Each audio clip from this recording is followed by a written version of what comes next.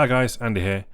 I have today my Honor 8 on the left against my Samsung Galaxy Note 5. You wouldn't necessarily recognise it as Note 5 just because I've got it skinned up for the new season. Anyway, so we have a sort of a new budget device from Huawei on the left against last year's flagship Note 5 from Samsung on the right. The Honor 8 runs a high silicon Kirin 950 chipset, which I've never heard of before.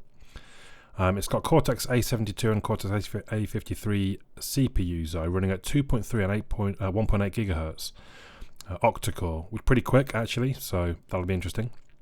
And then it has a Mali T880 MP4 GPU and 4 gig of RAM. The Note 5 has the Exynos 7420 Octa chipset and octa-core.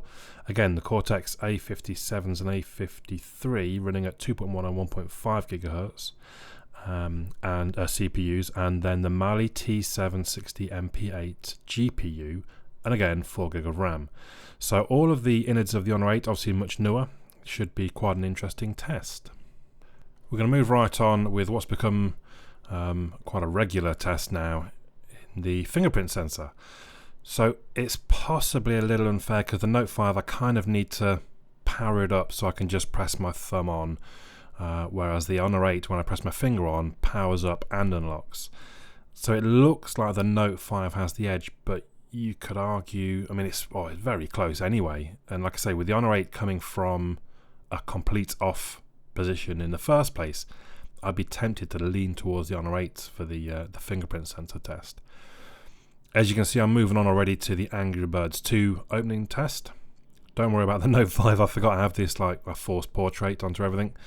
Oh well, unless I tell it otherwise. So it's forced portrait to Angry Birds 2. It shouldn't affect at all sort of the loading time. And we saw there that the Honor 8 actually quite easily won that. So the new internals of the Honor 8 really showing what they can do in what I would say is a real world test. Now granted, most times we're looking at a few seconds, so you're probably not that bothered. But it is an actual real world test of you opening up your game to play. And actually the Honor 8 look is done there already. And the Note 5, I mean that's around 10 seconds I think between the two. So it is a very clear victory from the Honor 8, which I bought for $399. I believe in the UK you can buy for about £399. The Note 5, I'm not sure what it'd be these days actually because it's a year old now. Obviously the Note 7 coming out after. If I can get hold of one of them, I'll try and test the Honor 8 against it. And there we see the Honor 8 with the Geekbench 3. Now I'm sticking with 3, even though they've moved to Geekbench 4 because the tests have changed in Geekbench 4. And you can see there the Honor 8, a clear victor, 6,300 odd points is very good. Not that far off, I think, what my S7 Edge scored. So I think that's actually the second best score I've had of any device. So very good. We're going to move outside now for the GPS test. Both of them already with GPS lock. Now I know that, so I'm going to reset the AGPS state and then close the app and start it again. I know Samsung have this clever thing where it just seems to maintain, didn't quite close it as quick, but it seems to maintain basically the GPS lock, so it's pretty much instant. And actually it looks like Huawei have done the same thing. So both devices, I'm not sure you could really, from that test, put one ahead of the other. But I will tell you now, the Honor 8, I had a few weird issues. It's not always that reliable. So when I was in Atlanta, it was putting me a couple of times, it put me out in the middle of blooming Atlantic Ocean or something. But no problems. I used it for sat-nav the whole time. No problems in that respect. So I would lean towards the Note 5 and for GPS only from sort of previous experiences. Let's move on to the speaker. Tell me where to go, tell me what to do. I'll be right there for you. Tell me what to say, no matter if it's true. Tell me where to go, tell me what to do. I'll be right there for you. Tell me what to say, no matter if it's true. I'll say it all for you, for you. I'll say it all for you, for you. Holding my paws against fight zone. Who would have knew from the moment I turned the mic on that I could be iconic in my conquest? It's word to fight dog from I could be iconic in my conquest. It's word to fight dog my conquest. This is my legacy. From a tribe conquest. This is my legacy. That's actually a lot closer than I was expecting. I thought the Note 5 had a better speaker, but when I do them side by side, really very close. Let's try the spoken voice instead. essentially gave organizations like GCHQ and the NSA a free rein to go do mass surveillance. It also essentially gave organizations like GCHQ and the NSA a free rein to go do mass surveillance. It also overturned a lot of the rules and laws, and now we're in the situation where people are clamoring for the Google's inquiries about various use cases, who the users are, and the government's trying to basically subpoena users are, and the government's trying to basically all this information out of the big cloud provider. I think the Note 5 has the edge, especially in the spoken voice, which for me is the more important thing. I don't generally use my phone to be playing music, but I do listen to podcasts. I do quite often make phone calls where I just have it sat there and I'm talking, through the loudspeaker.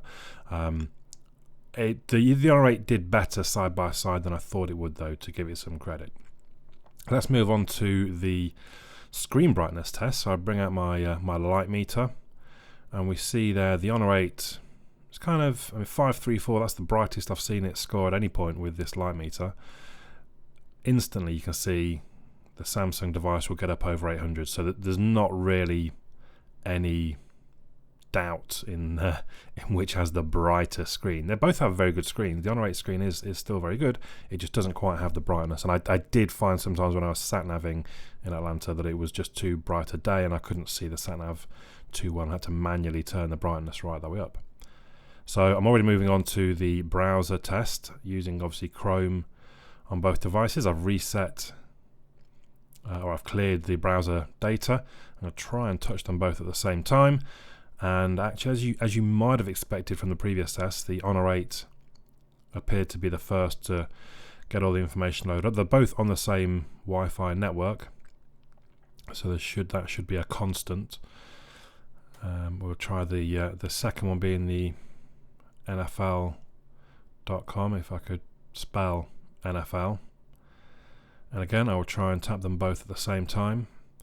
So the Honor 8 won the benchmark, it won the Angry Birds opening, and it looks like it's going to win the browser test as well. So clearly some good power inside the mid-ranged Huawei Honor 8. Both seem very smooth, and as I mentioned earlier, look, I think both screens look very good there.